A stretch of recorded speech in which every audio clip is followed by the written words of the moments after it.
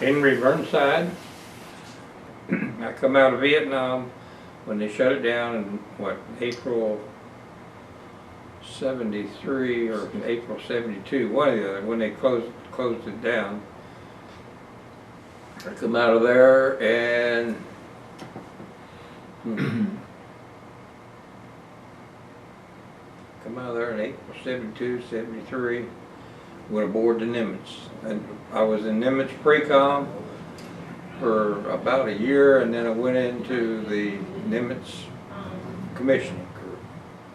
Well, it was a monster.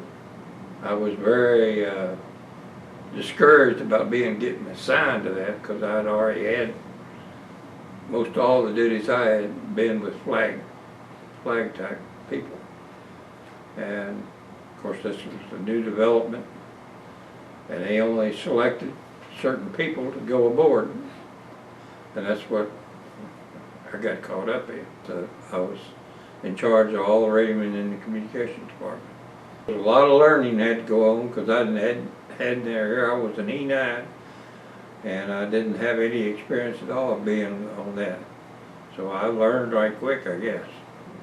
I don't know that there was anything that was really difficult. It was difficult being able to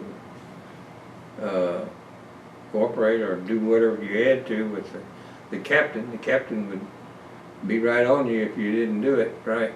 And he knew more about it than you did, probably. He was a very, very strong person.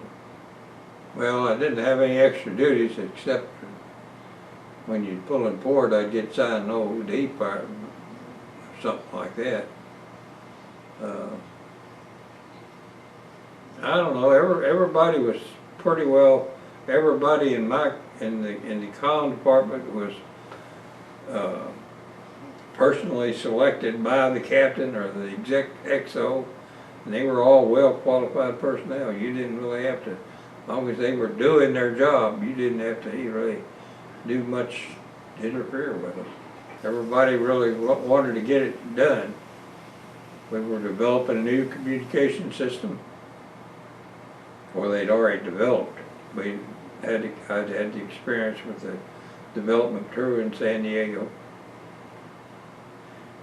And the duties that I was supposed to have, well, of course it got broke down after we got aboard, was I was the leading chief, and I was put aboard there to be a communication watch officer. I never was one, a communication watch officer.